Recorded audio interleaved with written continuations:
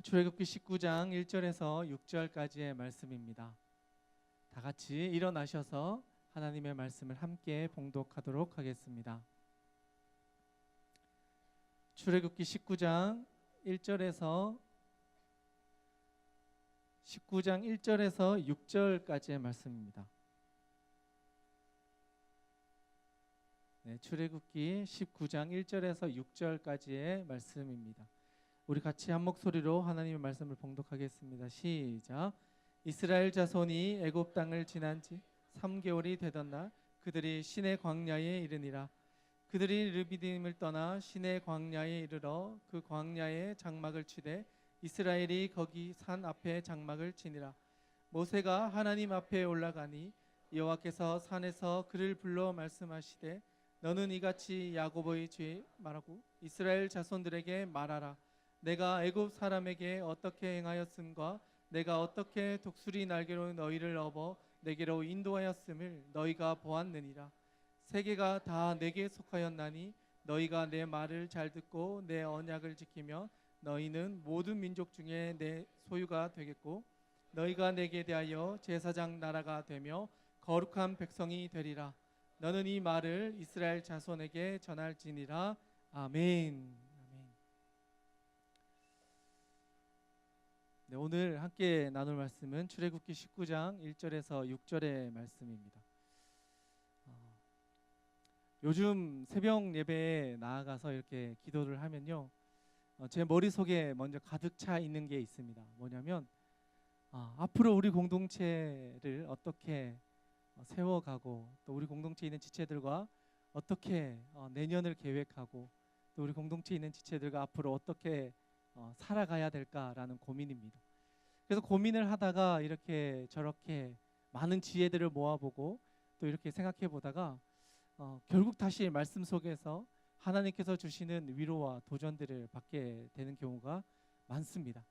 그 중에서도 지금 이제 계속 말씀을 나누고 있는 이 모세를 보면서 모세가 고민하고 있는 것, 그를 통해서 또 이스라엘 백성 가운데 들려주셨던 하나님의 음성과 말씀들, 그리고 그가 갔던 그 걸음들을 이렇게 살펴보면서 어쩌면 이 모세가 가고 있는 이 여정이 지금 우리가 가고 있는 우리 공동체의 여정과도 참 많이 닮아 있을 수 있겠다라는 생각이 들었습니다. 그래서 이 모세가 갔던 여정들을 아침마다 묵상하고 하나님께서 이 모세를 통해서 우리 공동체에는 어떤 말씀을 들려주기를 원하실까 하는 고민들을 참 많이 하고 있습니다. 그래서 하나님의 말씀을 펴서 그 말씀을 묵상하고 생각하면 이 모세가 고민하고 있는 것, 그가 정말 어떤 것을 바라보고 이 공동체를 이끌었을까, 또 하나님 앞에서 이 공동체를 위해서 얼마나 엎드렸을까, 그의 심정 가운데 이 공동체를 바라보는 시선은 과연 어떠했을까. 이 모세라고 하는 사람에게 저의 감정을 정말 이입해서 내가 정말 저 입장이었다면 어떤 마음으로 정말 많은 사람들을 이끌고 나아갈 수 있었을까. 출애굽했을 때 30만 또는 200만, 300만 정도 된다고 하는 그 많은 수를 한 사람의 리더가 그들을 이끌고 저 광야를 지나가야 되고 이 문제들을 이겨내야 되고, 그러한 과정 가운데 이 모세는 얼마나 많은 고민과 치열함 속에서 이 공동체를 세워내기 위해서 얼마나 많은 분투를 하고 하나님 앞에서 엎드렸을까. 그리고 그의 입장이 얼마나 쉽지 않았을까. 그의 무게가 정말 컸겠다라는 생각을 많이 하게 되었습니다. 그러면서 오늘의 본문 말씀이 시작되는 이 말씀을 이렇게 시작이 되어 제가 이렇게 묵상을 하는데 1절 말씀에 보면 이런 말씀이 있습니다. 제가 한번 읽어드리겠습니다. 이스라엘 자손이 애굽 땅을 떠난 지 3개월이 되던 날 그들이 시내 광야에 이르니라. 이 말은 하나님께서 모세를 부르시고 이 모세를 애굽으로 보내신 후에 모세가 애굽에서 시간을 보내다가 다시 이스라엘 백성들을 이끌고 광야로 나아오는 시내산까지 이르는 데 걸린 시간이 몇 달 정도 걸렸다는 거죠? 3개월이 걸렸다는 겁니다. 모세가 하나님의 부르심을 받고 광야에 있다가 애굽으로 들어가서 애굽에서 이스라엘 백성들을 데리고 10가지 재앙과 또 여러 가지 사건들을 통해서 그 이스라엘 백성들을 이끌고 시내산까지 오는 데 걸리는 시간이 3달 정도의 시간이 지났다라는 겁니다. 그런데 이 3달의 시간이 여러분 쉽게 여기까지 왔습니까? 정말 어렵게 여기까지 왔어요. 정말 그 나라를 이끄던 애굽의 왕 바로를 대적하고 그가 원하지 않는 길을 10번이나 그의 생각을 바꾸고 하나님께서 이스라엘 백성들 가운데 살아계신 하나님의 역사를 10번이나 보여주고 그리고 홍해를 건너서 정말 먹지 못하는 물을 만나고 거기에서 그 물을 바꿔서 마실 수 있는 물이 되고 너무나 춥고 어려운 가운데서 하나님의 인도하심을 받아서 가다가 도저히 못 가겠다라고 하는 사람들에게 하나님께서 구름 기둥과 불 기둥을 주셔서 다시 그들을 달래서 또 끌고 가고 그러다가 또 문제가 생기고 하나님 물이 없습니다. 그러니 또 하나님께서 모세를 통해서 마실 물을 허락해 주시고 그 3달이 아마 모세에게는 3년, 5년 어쩌면 3달이 아니라 정말 긴 시간처럼 느껴졌을 겁니다. 자기가 살아온 인생 가운데 이 3달은 어쩌면 가장 치열하게 고민하며 하나님 앞에 엎드려서 이 이스라엘 백성들을 이끌고 나와서 여기까지 왔다라는 거죠. 아마 그 사람들 그 모세의 입장에서는요 이 3달이 자기의 모든 에너지를 써서 여기까지 와서 어쩌면 탈진을 눈앞에 두고 있었던지도 모를 정도로 열심히 하나님의 뜻을 따라 왔다 하는 거죠.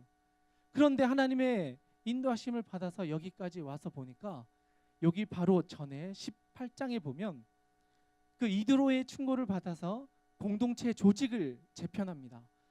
모세 혼자서 이 모든 이스라엘 백성을 이끌기가 너무나 힘이 되니까 그 장인의 지혜를 얻어서 이 공동체를 효율적으로 이끌어갈 수 있는 것들을 세워나갑니다. 그리고 나서 19장에 와서 시작되는 게 뭐냐면 하나님과의 만남이 시작됩니다. 이스라엘 백성 전체와 하나님의 만남입니다. 지금까지는 하나님께서 그들을 인도해 주셨다면 이제는 이들과 관계를 맺으시기를 원하는 겁니다. 처음에 하나님께서 모세를 부르셔서 한 개인을 부르셨어요. 내가 너를 통해 이 일을 하겠다라고 말씀하셔서 모세가 하나님 아버지 앞에 반응하고 그것에 순종해서 나아갔고 이제는 한 개인의 문제가 아니라 이스라엘 전체 공동체를 향한 하나님의 계획하심이 구체적으로 나타나기 시작하는 본문이 바로 오늘의 말씀입니다. 그래서 2절 말씀인데요. 우리 같이 한번 읽었으면 좋겠습니다. 2절 말씀입니다. 같이 한번 읽겠습니다. 시작.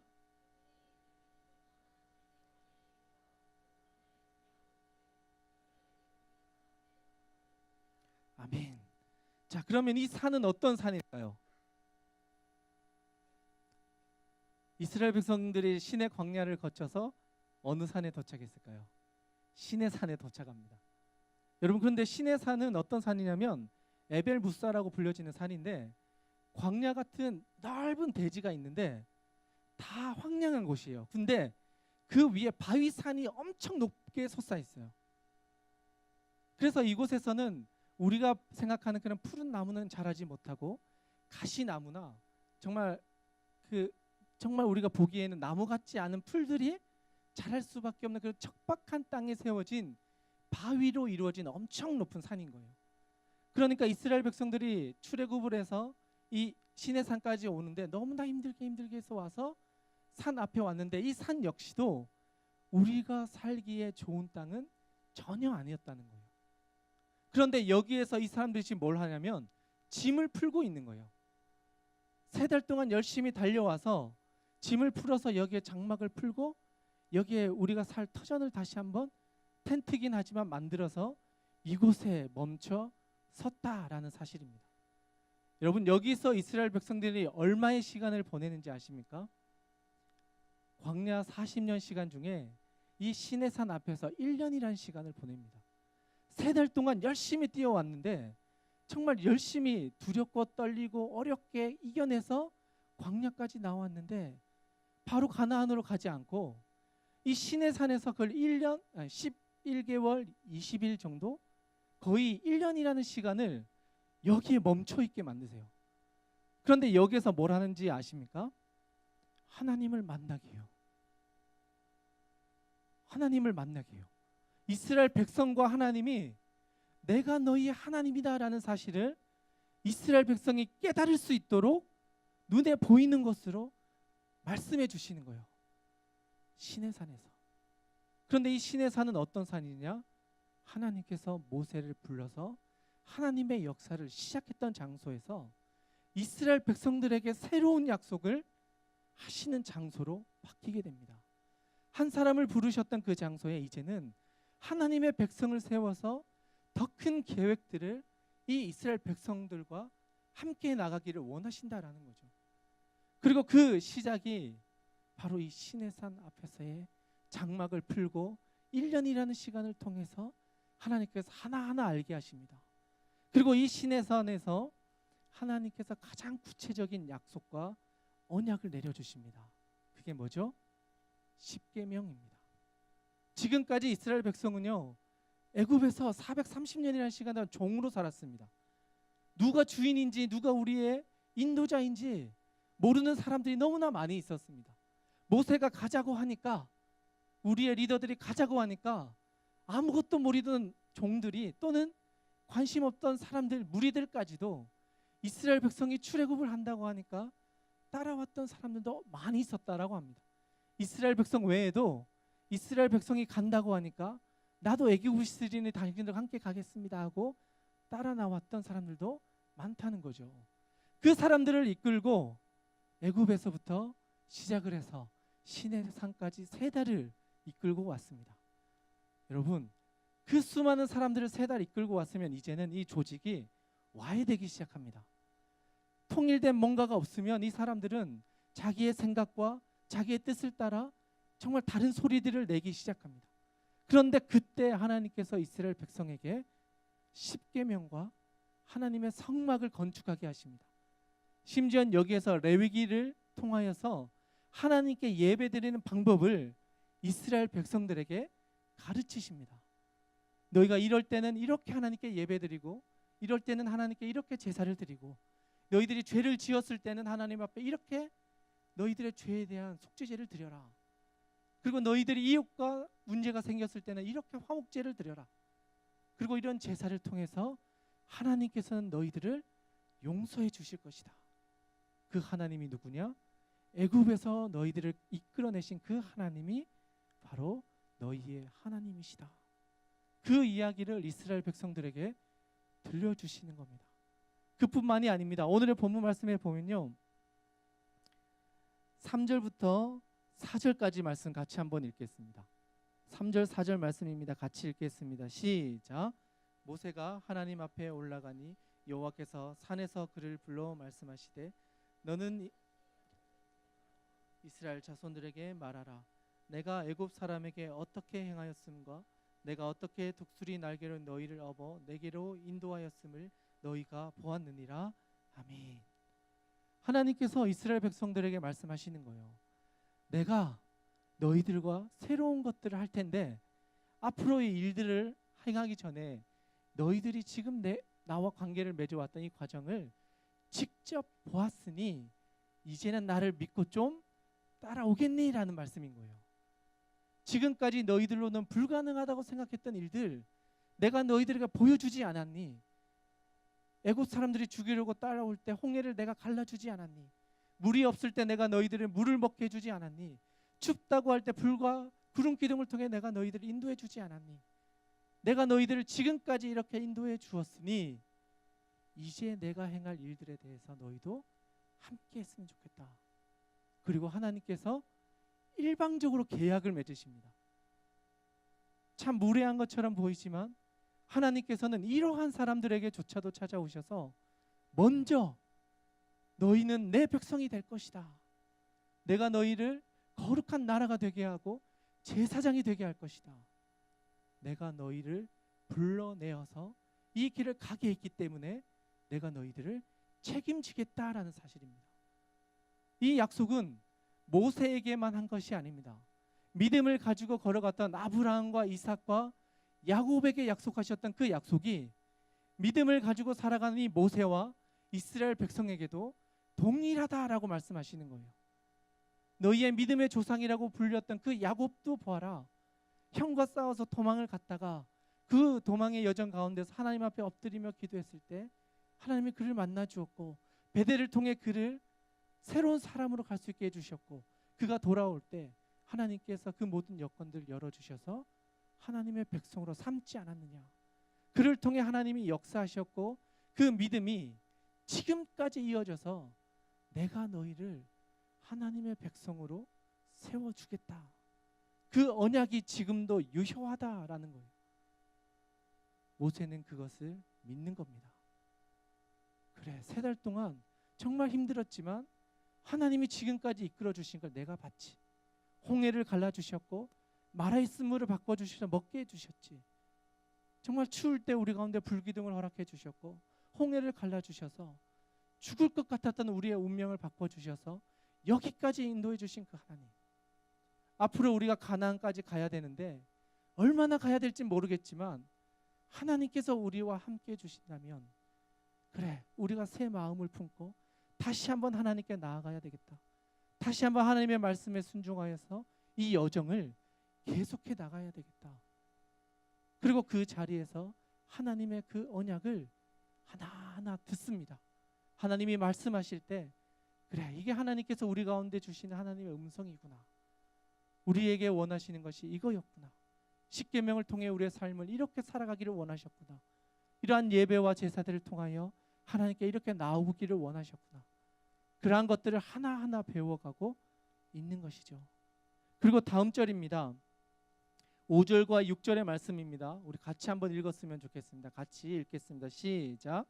세계가 다 내게 속하였나니 너희가 내 말을 잘 듣고 내 언약을 지키면 너희는 모든 민족 중에 내 소유가 되겠고 너희가 내게 대하여 제사장 나라가 되며 거룩한 백성이 되리라. 너는 이 말을 이스라엘 자손에게 전할지니라. 아멘. 이 약속은 하나님께서 모세를 통하여 이스라엘 백성과 맺으신 언약입니다.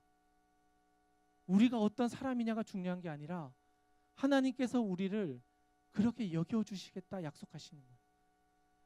너희들이 지금까지 종으로 그렇게 고생하며 힘들게 살아왔던 그 시간, 그리고 하나님께서 인도해 주셨던 이 3달간의 과정, 그리고 앞으로 너희들이 살아갈 모든 인생의 여정 가운데 내가 너희의 주인이 되어주겠다.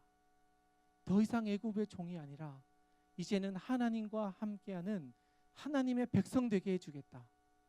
그리고 하나님은 모든 만물의 주인이기 때문에 내가 가지고 있는 모든 것들을 너희들이 다스리고 그것을 누리고 그것을 세워나갈 수 있게 모든 권한을 너희에게 주겠다. 너희는 나의 백성이기 때문에. 그런데 한 가지를 요구하십니다. 거룩한 백성입니다. 제사장 나라입니다. 이 말은 하나님께서 우리를 부르셨고 동행하실 텐데 하나님이 원하시는 것들을 우리가 훈련해야 하는 것을 의미합니다. 하나님이 원하시는 십계명과 제사를 드리는 방식과 또 성막을 통하여 드려지는 예배와 이 모든 것들을 지켜가서 하나님의 백성으로서의 거룩함을 지키며 하나님과 동행해야 한다는 사실입니다. 쉽지 않은 길입니다. 어려울 수 있습니다. 그러나 이 여정을 가야 하는 이유는 바로 하나님 때문입니다. 하나님이 먼저 우리를 찾아오셔서 우리에게 그것을 요청하셨습니다. 분명히 쉽지는 않을 거야. 어려운 길일 수 있을 거야. 그러나 내가 먼저 너희들을 찾아와서 함께하기를 원한다고 이렇게 부탁하는데 함께하면 좋겠다. 우리에게 부탁하시는 거예요. 여러분, 하나님이 우리에게 찾아와서 부탁하시는 거예요. 우리를 창조하신 그 하나님께서 우리에게 오셔서 너희가 나의 백성이 되었으면 좋겠다. 거룩한 백성이 되었으면 좋겠다. 제사장 나라가 되었으면 좋겠다.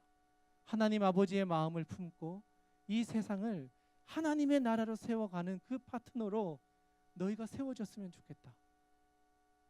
너희가 하나님의 나라를 세워가는 나의 아들이 되기를 원한다. 나의 자녀가 되기를 원한다. 정말 그것은 어려운 길일 거야. 38년을 더 가야 돼요. 광야를 헤매야 돼요. 어쩌면 더 힘든 일이 우리 앞에 있을 수 있어요. 그런데 하나님께서 우리에게 요청하시는 거예요. 내가 너희와 함께 할 테니 그 길을 같이 가자. 여러분이 부르심 앞에 어떻게 반응하기를 원하십니까? 저는 이 말씀을 보면서 예수님이 생각났습니다. 십자가에 달리시기 전에 십자가 그걸 알고도 그 길을 가시면서 하나님의 뜻을 이루기 위해 그 길을 걸어가시고 정말 그 겟세마네 언덕에서 기도하시면서 하나님의 뜻을 위해서 제가 이 길을 가겠습니다.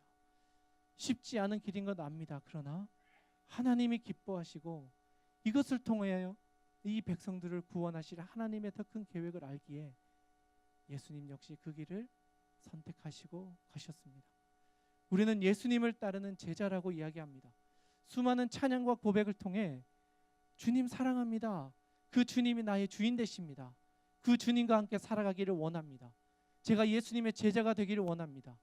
예수님이 나의 구주시고 나의 왕이십니다. 찬양합니다.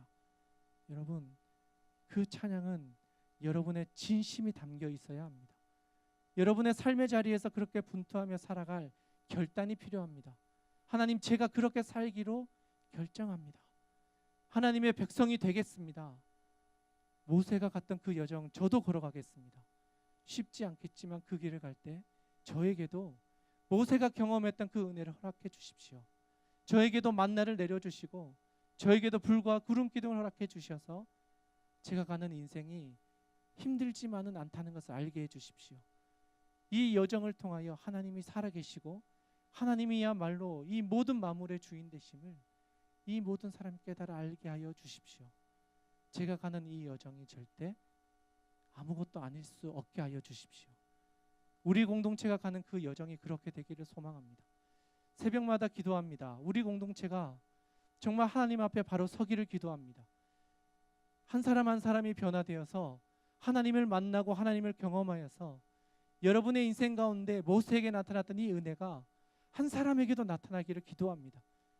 저를 위해서 기도할 뿐만 아니라 여러분을 위해서도 기도합니다. 어쩌면 이 모세의 중압감이 저에게도 동일하게 있습니다. 두려울 때가 있습니다. 하나님 앞에 엎드려 산까지 올라갔던 그 모세를 보면 아마 이 마음이 저랑 같았을 것 같아요. 하나님, 어떻게 해야 될지 모르겠습니다.